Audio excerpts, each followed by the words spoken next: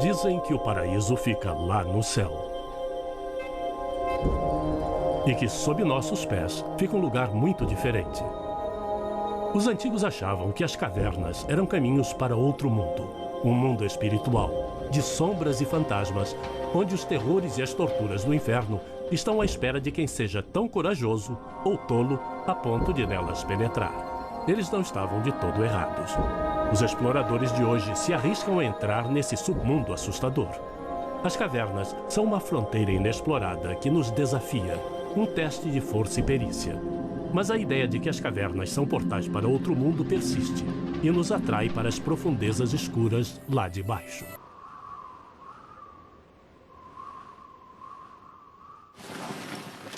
Elas constituem a última região inexplorada do planeta.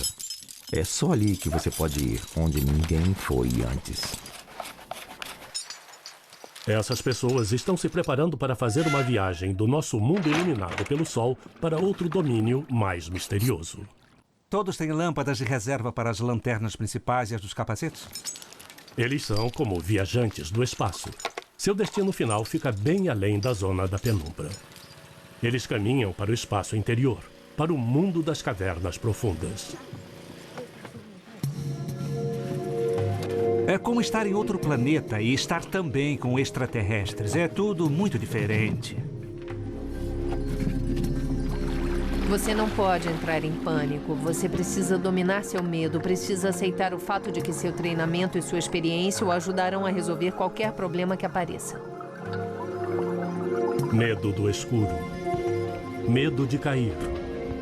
Claustrofobia. Medo de se perder e nunca ser encontrado. Medo de morrer. As cavernas fazem desabrochar todos os medos. E com boa razão. Olha aí, são muitos jovens e bobos. Eu devia estar preparado. É preciso muita coragem para explorar o espaço interior. É como ir na direção errada. Para baixo, para o centro da Terra.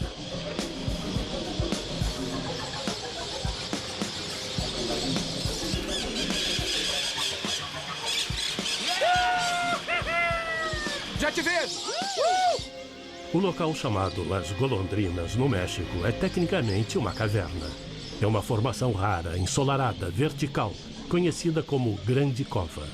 E essa é uma das maiores do mundo.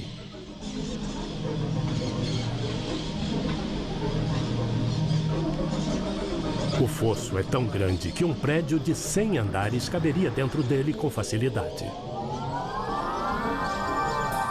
Há uma grande variedade de tipos de cavernas. Alguns são muito raros, como a caverna de Fingal, nas Ilhas Hébridas da Escócia. Fingal é uma caverna marítima, cavada pela ação das ondas, num antigo depósito vulcânico de basalto.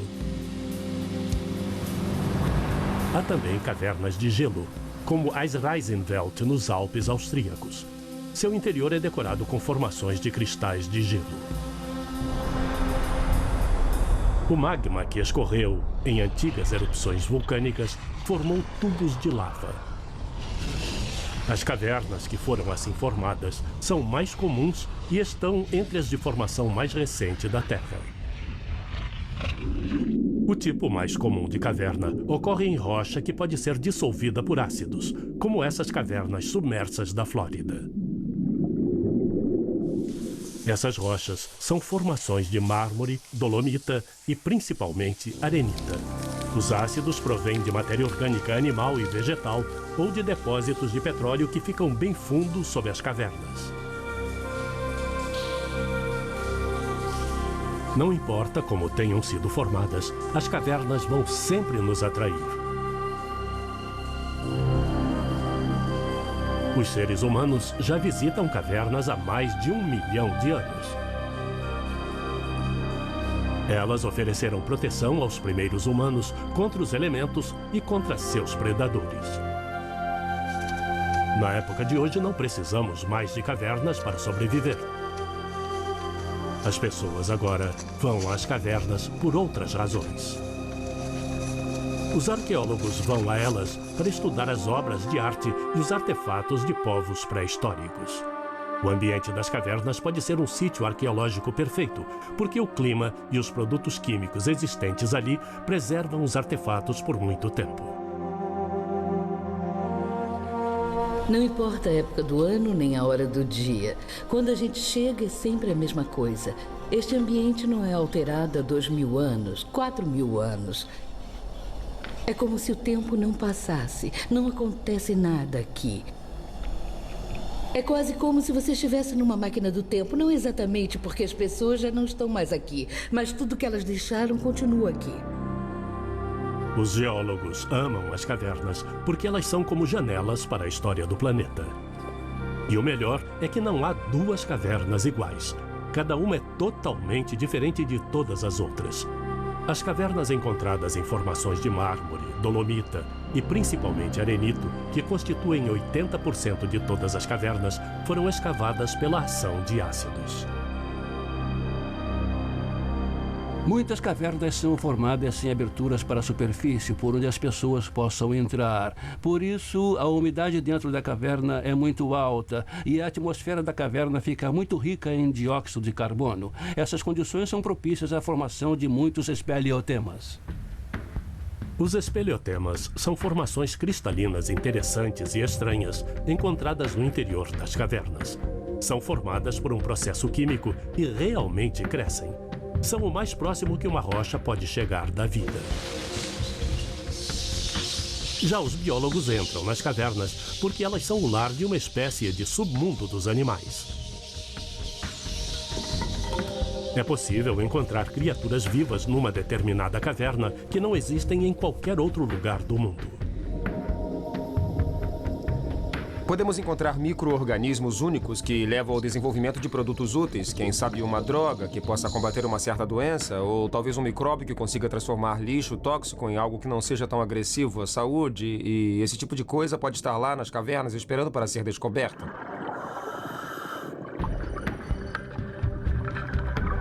Não importa a razão, todas as pessoas que se dispõem a explorar cavernas têm que enfrentar os perigos e os desafios existentes em todas as cavernas. Assim como o oceano, as cavernas exigem muito respeito. Quem as subestima corre grande perigo. Você está a 30 metros abaixo da superfície, já penetrou 1.500 metros numa caverna submersa e, de repente, o seu regulador de ar pifa. Você tem muito pouco tempo para reagir. Você troca para o regulador de reserva e procura a saída da caverna. Nem todo mundo tem uma segunda chance. A cada ano, só nos Estados Unidos, cerca de 10 mergulhadores dão seu último suspiro dentro de cavernas. Hoje em dia, temos até cavernas fabricadas, destinadas aos turistas. Mas as verdadeiras cavernas continuam a ser o domínio dos exploradores e dos aventureiros. Os espeleologistas precisam ser muito experientes e conhecer bem as técnicas para poder sobreviver em cavernas naturais. A recompensa pode vir a ser a alegria da descoberta, o prazer de penetrar numa câmara subterrânea onde ninguém esteve antes. Ninguém tem ideia do tamanho do mundo subterrâneo. Já foram encontradas cavernas em cerca de 120 países. Alguns milhares delas já foram explorados até certo grau. Mas elas talvez não cheguem a ser 10% do total de cavernas.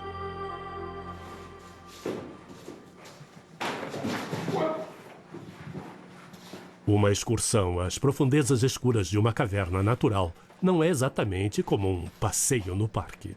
Às vezes é difícil saber onde fica o próximo apoio para o pé ou para a mão. O chão, que não se pode ver, pode estar bem perto ou dezenas de metros abaixo. Poucas pessoas recebem permissão para entrar numa caverna assim. Numa caverna para turistas, qualquer um que pague pode entrar. Mas aqui você tem que ter um guia experiente. Se houver algum problema, ou se o guia acha que você não vai aguentar o esforço, você simplesmente não entra. É perigoso demais. A sua entrada pode colocar em risco a vida de outras pessoas. Dave Hammer vive em Tucson, no estado do Arizona. Ele é um espeleologista experiente, exatamente o tipo de pessoa que você quer ter ao seu lado quando está explorando cavernas naturais. Que luxo! Dá para ficar de joelhos. Esta caverna é realmente muito difícil. Escorrega, não tem corrimãos, tudo escuro. Sem banheiro, sem comida, aqui não há nada. Quando entrei pela primeira vez, engatinhei até uma beirada, mas isso agora parece muito fácil. Parecia que aquele buraco ia ao centro da Terra. Desde aquele momento, sinto uma atração irresistível por ela e sei quando isso aconteceu. Poderia ser assustador, mas nós trabalhamos em equipe. Cada um toma conta dos outros. A gente trabalha em conjunto. Você mostra para quem vem atrás onde há apoio para os pés ou para a mão. Cuidado para não bater com a cabeça no teto. É um desafio vencido pela equipe. Numa caverna como esta, algumas pessoas são atraídas pelo desafio físico. Talvez pela vastidão vertical abaixo dos seus pés, com ou sem corda. E eu acho que é essa a verdadeira atração. Há muita coisa bonita, mas o importante é o desafio. A equipe de Dave é formada pela mulher dele, Phyllis, e por seus amigos Dave Bunnell e Elizabeth Rousseau. São todos espeleologistas experientes, membros da Sociedade Americana de Espeleologia. O perigo para quem se move dentro de cavernas pode vir sob muitas formas. As pessoas também constituem um perigo para as cavernas. A Sociedade de Espeleologia recomenda que seus membros sejam gentis com as cavernas, de modo a proteger esse frágil submundo. Esta formação foi quebrada de maneira brutal, e Dave Bunnell sabe que isso é comum demais. Esta formação aqui, por exemplo, esta borda quebrada, todo esse material que está ali, deveria estar aqui. Há uma regra geral que diz que essas pontas de arenito levam 100 anos para crescer 16 centímetros cúbicos. Por isso, você pode imaginar o tempo que levou para isso crescer até onde está, talvez uns 2.000 anos, não é? E as cavernas realmente não têm como se protegerem. Nós vamos ter que fazer isso por elas. Se os espeleologistas não forem cuidadosos, as cavernas naturais vão acabar se vingando deles. O ambiente das cavernas não perdoa. Pedras que caem, plataformas escorregadias, buracos sem fundo, a escuridão, o desconhecido espreita a cada passo. Não é o perigo em si que me estimula. É estar lá e fazer coisas que apenas 1/20% das pessoas deste planeta é capaz de fazer ou está disposta a fazer. Eu gosto disso.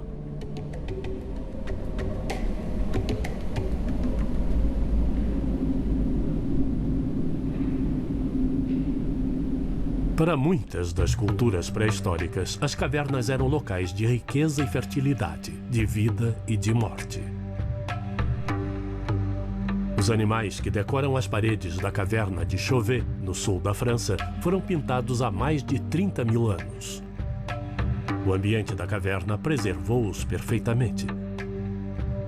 Eles são de outro tempo, da última era glacial, quando leões, hienas e rinocerontes perambulavam pela região que hoje é a França. Serão eles simbólicos ou cerimoniais, ou quem sabe, espirituais? As cavernas representam entradas para a Terra, e a Terra é uma entidade viva, sagrada. É ali que vivem todas as divindades importantes. Se você é religioso, sabe que ela está cheia de espíritos. Há vida neste lugar, sempre em volta de você, e você pode ouvi-la. O ruído vem de um pouco mais longe, não dá para ver direito. E há muito movimento, mas você não sabe onde e não consegue provar que ele existe. E, ao mesmo tempo que nos assusta, isso é o que nos atrai para a caverna. O que será que os exploradores pré-históricos de cavernas pensavam e sentiam quando entravam numa delas pela primeira vez?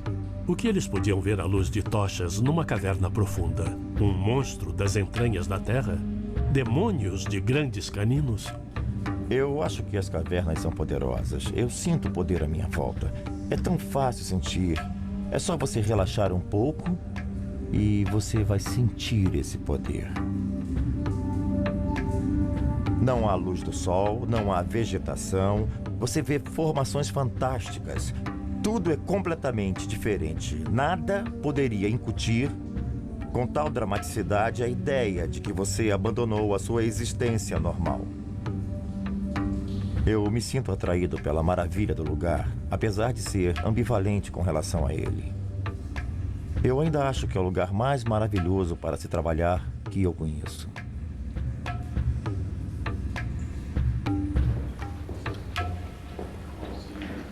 As câmaras em catedral da caverna Mammoth, no estado do Kentucky, também foram visitadas pelos exploradores índios. Os artefatos que eles deixaram ali provam que a caverna já é visitada há 4.000 anos. Mas o que eles faziam aqui dentro ainda é um mistério. 4.000 anos podem parecer muito tempo, mas quando os primeiros humanos penetraram na caverna de Mammoth, ela já tinha entre 3 e 5 milhões de anos. E a escavação da caverna dentro do arenito levou quase 300 milhões de anos. A caverna Mammoth é a mais extensa que se conhece, com mais de 570 quilômetros de passagens, algumas delas a 180 metros de profundidade. É um sistema tridimensional, com galerias em vários níveis em escala monumental. E nessa caverna ainda há mais passagens até hoje não exploradas. Estima-se que haja cerca de 800 quilômetros de caminhos inexplorados. E como se forma uma caverna de arenito como a Mammoth? O que abriu e esvaziou esses espaços de rocha e cortou as paredes com tanta precisão? Embora não haja duas cavernas de arenito exatamente iguais, porque cada uma tem sua própria e única história, a resposta básica é a mesma. Ácidos diluídos em água, ao correr por dentro de depósitos subterrâneos de arenito, dissolveram esses depósitos e criaram a caverna. Este espaço, no início, era arenito sólido. O ácido carbônico diluído e o tempo foram comendo a pedra. Primeiro formando uma grande câmara subterrânea, cujo teto desabou, criando uma grande depressão ou bacia. A água de todas essas depressões fluía para dentro do sistema da caverna Mammoth, abrindo os mais de 500 quilômetros de câmaras e passagens. O arenito, que levou 300 milhões de anos para ser acumulado, dissolveu-se em apenas 3 a 5 milhões de anos, e a caverna Mammoth ainda está crescendo. Esta é uma passagem karst. A terra nivelada dessa fazenda é chamada de planície de bacia de colapso. A caverna Mammoth fica debaixo desses morros. Os morros são feitos de arenito. O arenito, ou carbonato de cálcio, foi formado pelos restos mortais de um número inimaginável de criaturas que viviam no mar, acumulados e compactados até virar pedra, num processo que durou milhões e milhões de anos. A chuva e as águas da superfície captam dióxido de carbono da atmosfera e de matéria orgânica animal e vegetal que se decompõe no solo. A água vira uma solução fraca de ácido carbônico. Quando ela flui pelas rachaduras do arenito, vai dissolvendo pequenas frações da pedra. Aos poucos, o ácido cava pequenos buracos. Alguns viram câmaras, que depois entram em colapso. Outros, fossos profundos, coletando e produzindo mais água para dentro do solo como funis. A água desce até o primeiro lençol freático, acompanhando as fraturas e falhas do arenito. Ao passar, a água cria bolsões que acabam virando passagens e câmaras no embasamento rochoso subterrâneo. No sistema Mammoth, a grande bacia criada pelo colapso de câmaras, que se situa entre os morros, concentra e conduz a água para o subsolo. A água flui através do arenito para o Rio Verde, lá embaixo, formando cavidades e passagens. Assim foram esculpidas as monumentais câmaras do grande sistema de cavernas. Durante 3 a 5 milhões de anos, esse processo criou as centenas de quilômetros de passagens dentro da caverna. E um belo dia, um ser humano entrou na quietude fresca da caverna, dando início a milhares de anos de exploração humana.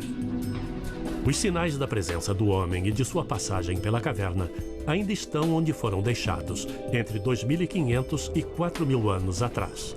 Os arqueólogos Pat Watson e George Crowthers estão catalogando os artefatos, e os objetos deixados pelos índios na caverna dão uma pálida ideia do que eles faziam por lá. É uma escora usada para subir. Algumas pessoas achavam que era uma espécie de escada pré-histórica.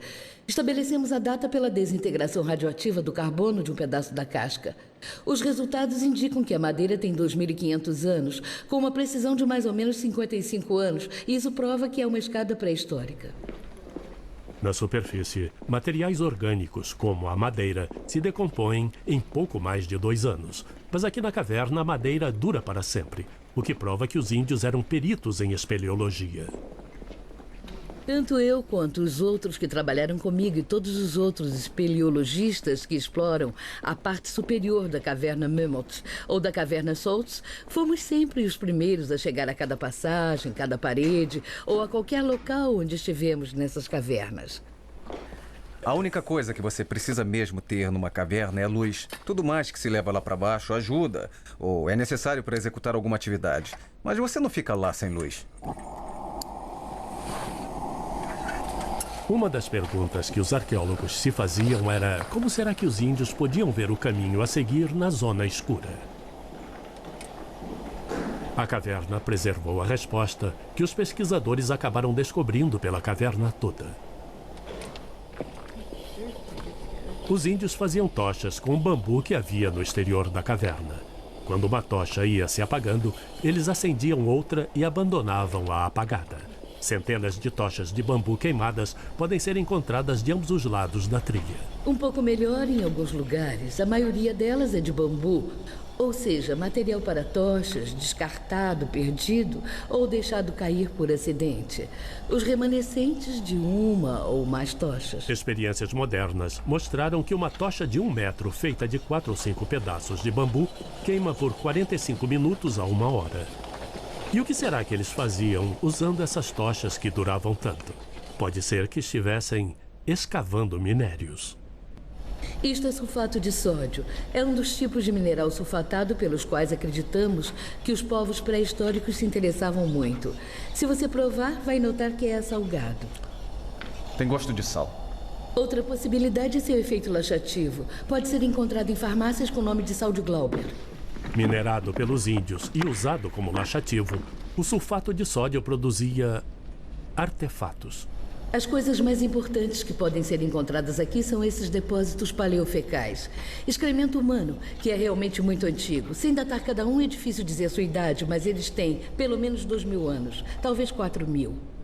Depois de assistir à sua criação, a caverna salgava ligeiramente esses artefatos, ajudando a preservá-los. Cada um deles é como um enorme banco de dados. É um repositório, um microcosmo que contém muita informação básica sobre a dieta, mas também sobre parasitas. Os índios teriam boa saúde? A resposta é: eles eram muito saudáveis.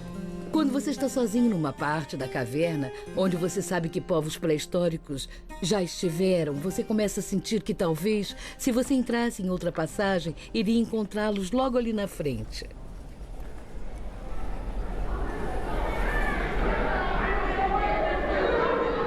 Hoje, a caverna Mammoth é considerada herança da humanidade, uma reserva de biosfera.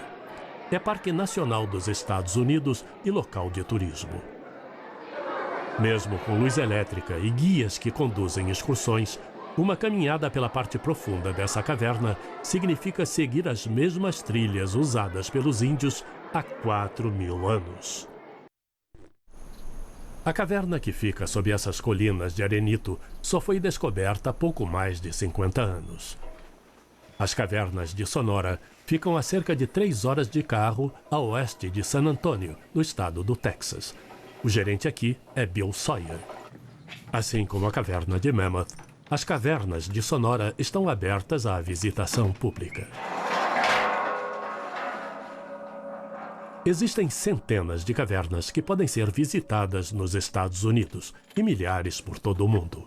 Só nos Estados Unidos, quase 8 milhões de pessoas visitam cavernas a cada ano. Nas cavernas de Sonora, há mais de 3 quilômetros de trilhas que podem ser percorridos e quase 12 quilômetros de trilhas virgens. Os visitantes devem caminhar por passagens cercadas e muito raramente alguém entra na parte ainda não explorada das cavernas. Não se fica entrando na caverna o tempo todo. Isso é coisa que se faz 1 ou 2 vezes por ano. Mas eu nunca me canso de visitar cavernas. Se eu tiver 1 ou 2 dias de folga, sabe o que a gente faz? Vamos para outra caverna e passamos o tempo lá dentro. Ficar numa caverna é uma experiência diferente, é outro ambiente. Muita gente acha que permitir visitas a cavernas é o melhor jeito de acabar com elas. Mesmo pequenas mudanças no teor de umidade ou na temperatura podem ser prejudiciais. Por outro lado, as cavernas naturais que não são protegidas são muitas vezes invadidas por vândalos e danificadas. O que é pior, Bill Sawyer acredita que a decisão tomada no caso das cavernas de Sonora foi correta. É preciso fazer algum sacrifício para salvar alguma coisa que seja realmente especial. E o sacrifício aqui foi a trilha para turistas. Você sacrifica apenas aquele local e era por ali que todos os espeleologistas iriam entrar de qualquer maneira. Você sacrifica esse trecho, monta uma trilha, mas evita que 97 ou 98% da caverna seja destruída. Há muito a proteger. As paredes, os tetos, o piso de Sonora são cobertos por formações de cristais puros de carbonato de cálcio, que são os chamados espeleotemas. Eles são duros como pedra, mas muito delicados. Apesar de serem compostos por material sem vida, eles crescem. Bater neles, quebrá-los ou apenas tocá-los pode interromper um crescimento que já dura milhares de anos. É muito importante, no caso das cavernas, ter em mente o fato de que elas são muito frágeis. As cavernas são tão frágeis que só por caminhar através de uma câmara você pode criar uma corrente de ar que seca as formações. São coisinhas assim. As cavernas são decoradas pelo mesmo processo que as cria. A água da chuva absorve dióxido de carbono ao percolar através do solo que cobre e circunda a caverna, transformando-se numa solução fraca de ácido carbônico. O ácido dissolve o arenito e o leva para baixo em direção à caverna. A água pinga dentro da caverna, passando por fraturas e outros poros e libera o dióxido de carbono dentro da atmosfera da caverna, onde não há muito dióxido de carbono. Quando libera o gás carbônico, a água não consegue mais reter o arenito que ela traz, que é então depositado aos pouquinhos. A estalactite é uma formação que pende do teto como se fosse um pingente de gelo. A estalagmite cresce do chão. Quando as duas se unem, formam uma coluna. Essas formações crescem com muita lentidão. Em alguns casos, 1/10 de milímetro apenas a cada ano. Esta formação calcária de 12 metros pode ter mais de 200 mil anos. Cada uma delas é formada por água rica em calcita, que pinga, escorre, salpica, penetra na câmara da caverna, depositando cristais.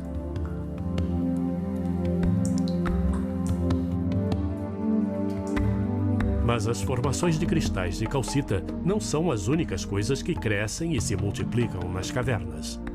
Um reino animal especializado se desenvolveu no ambiente escuro das cavernas. Não é difícil entender por quê.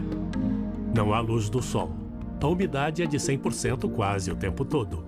E há muito pouca comida. Fora da caverna, a variação anual da temperatura pode chegar a quase 50 graus centígrados. Dentro da caverna, a variação anual é de perto de 1 grau.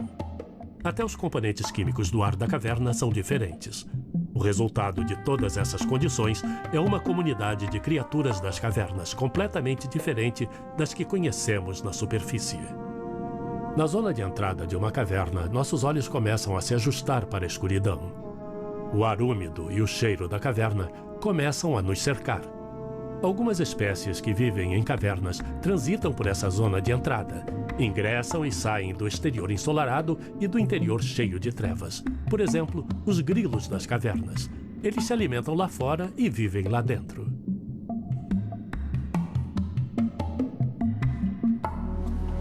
Penetre mais na caverna e seus olhos se dilatam ao máximo para captar o que resta da luz exterior. Esta é a zona da penumbra. E além dela, já não estamos mais no nosso mundo.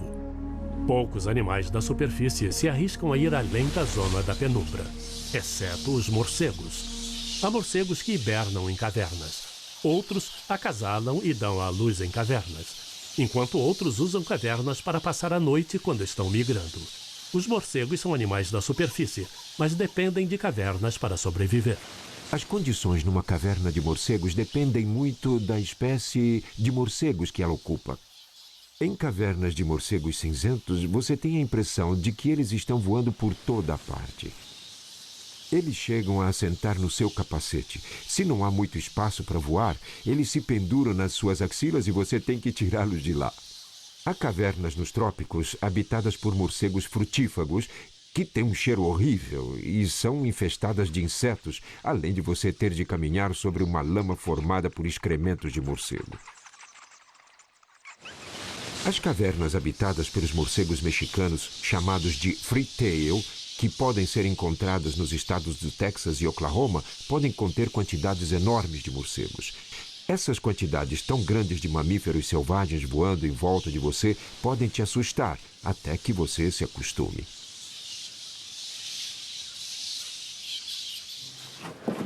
A zona escura fica além da zona da penumbra. Aqui precisamos de ajuda, luz para ver, comida, casacos para nos aquecer. Não podemos sobreviver de outra maneira. Mas certas criaturas moram nessa zona escura. Suas espécies evoluíram para florescer em cavernas e apenas em cavernas, sob a influência da escuridão total. Cegos e descolorados, esses animais se adaptaram perfeitamente às condições das cavernas profundas. Essas criaturas sabem muito bem sobreviver em cavernas profundas, e as ameaças à sua sobrevivência não vêm da escuridão que as cerca, mas do nosso mundo ensolarado que fica lá em cima delas. É madrugada no sudoeste do estado do Kentucky, e a pequena cidade de Horse Cave começa a despertar. Assim como outros comerciantes da rua principal, Dave Foster se prepara para o que ele espera vir a ser um dia agitado.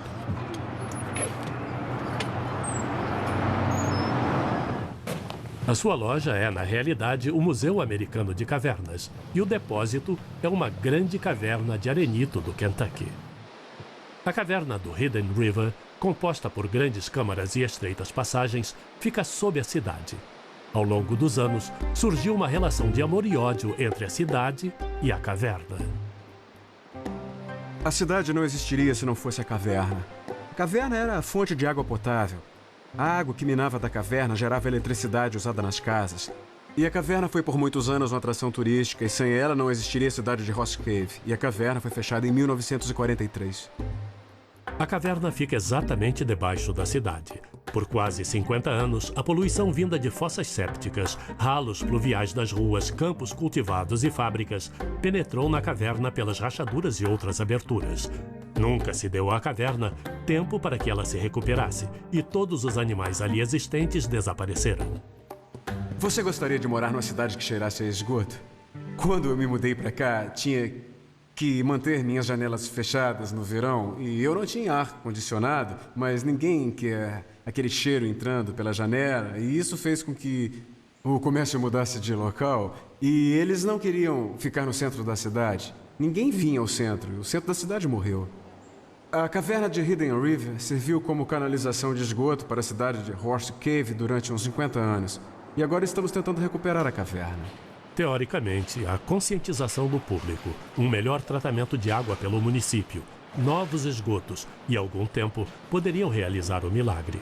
Mas quanto tempo isso vai levar? Cada vez que chove forte, a água penetra por bacias formadas por câmaras que desabaram em toda a região.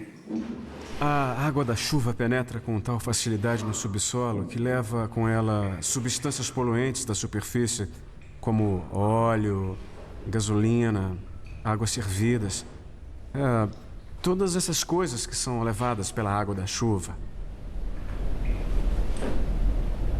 Esse peixe das cavernas ainda está ali, em algum lugar. Esse é um peixe das cavernas do sul, não é? É sim. Olha só, ele está ali. A boa notícia é que os animais das cavernas começam a retornar à caverna de Hidden River. É um forte indício de que ela esteja ressuscitando. São os sinais que Dave Foster e Tom Ailey esperaram 10 anos para ver. E aquele ali é o pitu, né? Ah, tô vendo. Os pitus da superfície vivem por uns 3 anos. Já os pitus das cavernas vivem por muito mais tempo. Há registros que sugerem que eles vivam entre 40 e 60 anos, talvez mais. Só havia uns poucos sobreviventes desses animais em riachinhos tributários menores, mas o que estamos presenciando agora é o repovoamento do sistema da caverna, porque a água agora está muito mais limpa. E eles estão indo bem. Isso é um grande sucesso. Vamos ver se encontramos mais alguma coisa rio acima. Vamos lá. Os animais voltaram. E as pessoas voltaram também. A história da caverna de Hidden River é um modelo no que tange a recuperação de cavernas, numa época em que muitas cavernas situadas sob centros urbanos estão sob ameaça. Já há 11 quilômetros de trilhas que podem ser exploradas, e o rio que flui pela gruta está povoado por criaturas das cavernas. O artista principal nas histórias das cavernas é a água. E isso é ainda mais verdadeiro no caso das cavernas submersas. O estado da Flórida tem uma das maiores quantidades de água que flui de minas em todo o mundo. E toda essa água vem de milhares de quilômetros de cavernas submersas.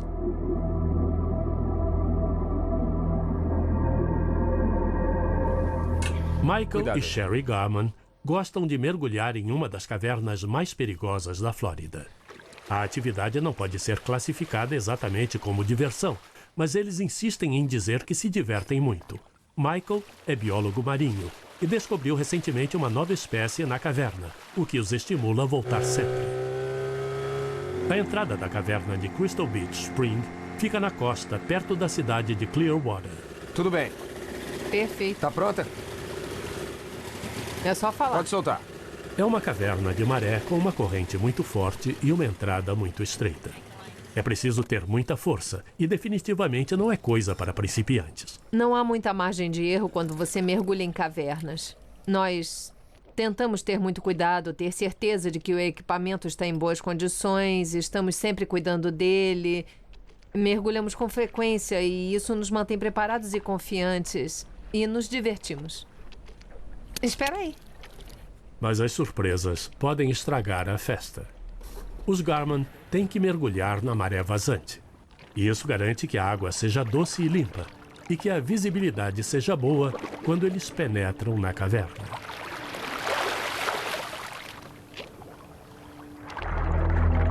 Para chegar à entrada da caverna, eles passam por águas do Golfo do México, ricas em algas.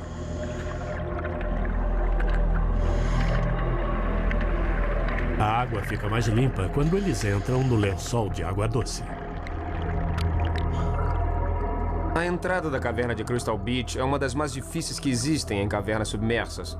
Há os problemas da maré, da visibilidade e de correntes muito fortes, especialmente na maré baixa. Nós temos de empurrar nossos tanques para dentro antes de entrarmos. E ficamos respirando através de uma mangueira que vem do tanque que estamos empurrando. Este é um dos problemas de mergulhar em cavernas. Dá muito trabalho. A gente tem que se esforçar muito às vezes, mas a recompensa é muito boa. Eles gastam quase 40 minutos só para entrar na caverna, levando seus 250 quilos de equipamento. As reservas de ar e os equipamentos duplicados são responsáveis pelos atrasos, mas podem salvar a vida deles. Os mergulhos em cavernas são sempre perigosos porque se ocorrer algum problema ou se um equipamento falhar, não dá para ir à superfície. Sobre sua cabeça há um teto de rocha. Você tem que pensar em termos de se salvar sozinho e de se manter calmo para enfrentar o problema. É possível solucionar a maioria dos problemas, mas se você entrar em pânico, não vai conseguir resolver nenhum deles. Às vezes a gente leva um susto, às vezes é diversão pura. Nas cavernas onde mergulhamos, nós exploramos e conduzimos pesquisas. Alguns dos mergulhos são bem assustadores. A segurança da superfície desaparece à medida que eles mergulham mais fundo na caverna, respirando o ar que os mantém vivos.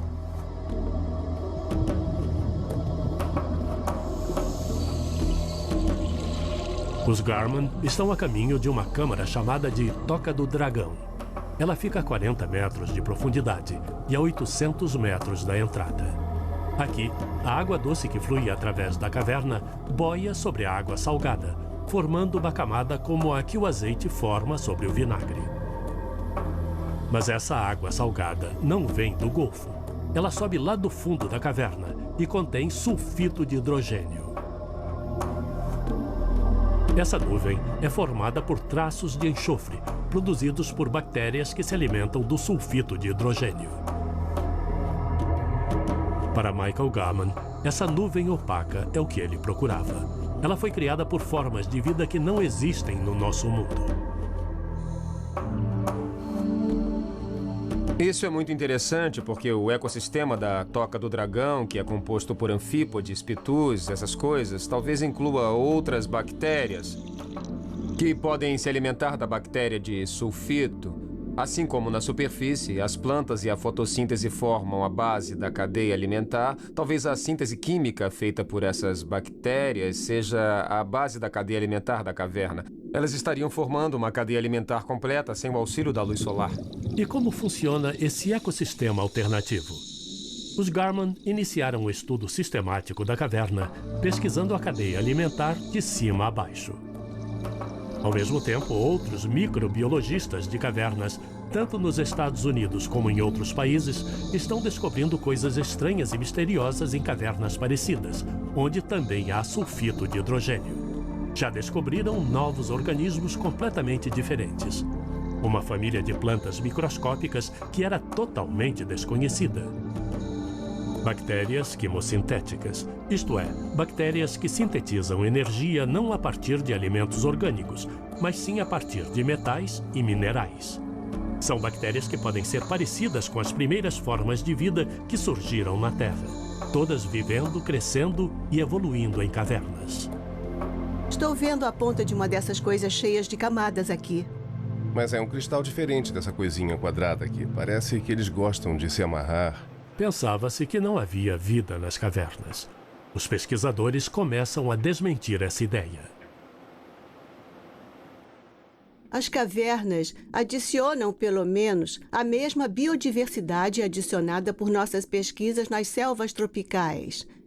Elas são realmente uma fronteira da Terra que ainda está intocada. A doutora Penny Boston é uma exobióloga.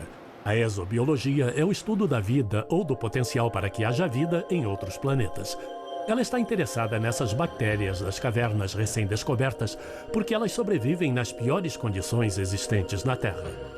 Se elas conseguem sobreviver em ambientes extremos como as cavernas sulfurosas ou em respiradouros vulcânicos no fundo dos oceanos, sustentadas por energia mineral e não solar, é possível que sobrevivam em outros planetas como Marte, mas as condições da superfície de Marte são muito severas. Elas talvez possam sobreviver num ambiente protegido, como as cavernas de Marte. O que estamos tentando fazer é aplicar essa ideia mais ampla dos limites das condições que permitem a vida na Terra, que estamos adquirindo a partir da exploração de cavernas e de outros ambientes com condições extremas, aplicar essa visão mais ampla ao que podemos esperar ver em outros planetas. Se houver aberturas na superfície de outros planetas, provavelmente haverá também aberturas no subsolo. E é por isso que a NASA está examinando com tanto cuidado os vulcões inativos de Marte, para planejar uma missão tripulada àquele planeta. Na Terra, os vulcões criam um outro tipo de caverna, os tubos de lava. O magma líquido flui pelas encostas dos vulcões em erupção, criando como que grandes rios. Ao sair do chão, a superfície de lava fica exposta ao ar, se resfria e endurece, formando uma crosta.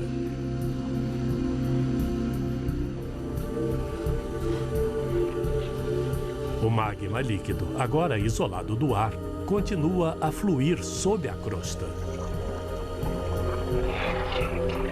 Quando a erupção termina, o fluxo de magma deixa vazio o interior desses tubos quentes, que se resfriam e viram cavernas.